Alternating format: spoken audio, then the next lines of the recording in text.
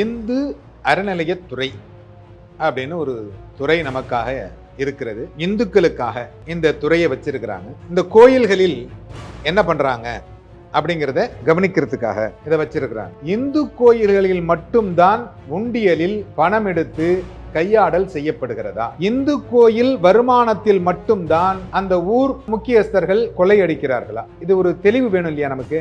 எங்கன்னா கட்டி கொடுத்துருக்கிறீங்களா? இந்து அறநிலையத்துறை கோயில் கட்டப்பட்டது, இந்த அறநிலையத்துறை சொந்த காசுல இந்த கோயில் கட்டியிருக்கிறோம் அப்படின்னு சொல்ல முடியுமா உங்களால? யாராவது கட்டி அந்த கோயில்ல வருமானம் வரவை அந்த ஊர் மக்கள் அந்த கோயிலை கொண்டாடுகின்ற பொழுது நீங்கள் அங்கே உட்கார்ந்து கொண்டு இந்த கோயில் அறநிலையத்துறைக்கு சொந்தமானது அப்படின்னு சொல்றீங்க. நாங்க அதை ஏத்துக்கிறோம், ஏத்துக்காமலும் இல்லை, ஏத்துக்கிறோம். அதே மாதிரி மற்ற மதத்தில் இருக்கும் கோயில்களும் நீங்க எடுத்துக்கோங்க, எல்லாமே இந்து அறநிலையத்துறை. ஏன் பெரியார் அறநிலையத்துறையும் போட்டுங்களேன், நீங்க பெரியார் அறநிலையத்துறை அப்படின்னு வச்சுங்க. இந்து அறநிலையத்துறை வேண்டாம், இல்ல உங்க தலைவர் பேர் கூட வச்சுங்க, யாரு வேணாங்க போறா வச்சுக்கிட்டு எல்லா கோயிலையும் நீங்கள் எடுத்துக்கொண்டு அந்த கோயில்களையும் நீங்கள் பராமரித்தால் இந்த கேள்விக்கே இடம் இல்லாம போயிடும்.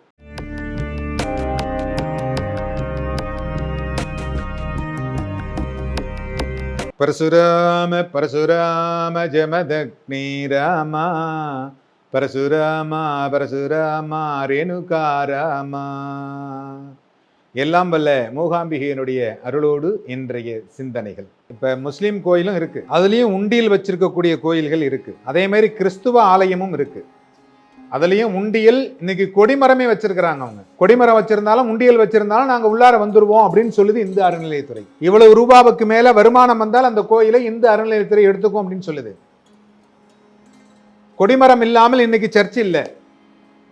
பள்ளிவாசல்ல கூட கொடி கட்டுறாங்க, அது கொடிமரம் சொல்ல முடியாது.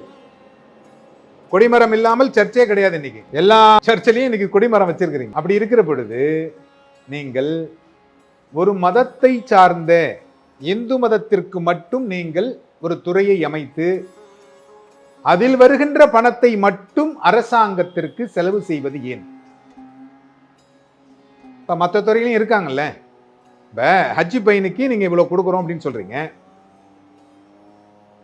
இப்ப கூட ஆதம்பாக்கத்துல ஒரு இடத்தை கொடுத்ததா சொல்றீங்க.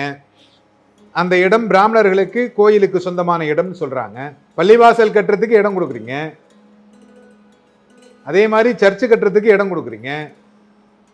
இந்து கோயில் கட்டுறதுக்கு நீங்க எங்க இடம் கொடுத்திருக்கிறீங்க? எங்கன்னா கட்டி கொடுத்திருக்கிறீங்களா? இந்து அறநிலையத்துறை கோயில் கட்டப்பட்டது, இந்த அறநிலையத்துறை சொந்த காசுல இந்த கோயில் கட்டியிருக்கிறோம் அப்படின்னு சொல்ல முடியுமா உங்களால? யாராவது கட்டி அந்த கோயில்ல வருமானம் வர வைத்து அந்த கோயில் அந்த ஊர் மக்கள் அந்த கோயிலை கொண்டாடுகின்ற பொழுது நீங்கள் அங்கே உட்கார்ந்து கொண்டு இந்த கோயில் அறநிலையத்துறைக்கு சொந்தமானது அப்படின்னு சொல்றீங்க. நாங்க அதை ஏத்துக்கிறோம், ஏத்துக்காமலும் இல்லை, ஏத்துக்கிறோம். அதே மாதிரி மற்ற மதத்தில் இருக்கும் கோயில்களும் நீங்க எடுத்துக்கோங்க, எல்லாமே இந்து அறநிலையத்துறை. ஏன் பெரியார் அறநிலையத்துறையும் போட்டுங்களேன், நீங்க பெரியார் அறநிலையத்துறை அப்படின்னு வச்சுங்க. இந்து அறநிலையத்துறை வேண்டாம், இல்ல உங்க தலைவர் பேர் கூட வச்சுங்க, யாரு வேணாங்க போறா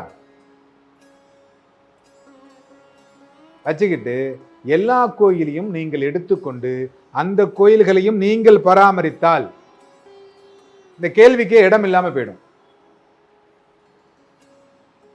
நீங்க அங்கேயும் நாங்களும் போய் அங்க பூஜை பண்றதுக்கான வாய்ப்புகள் கிடைக்கும்.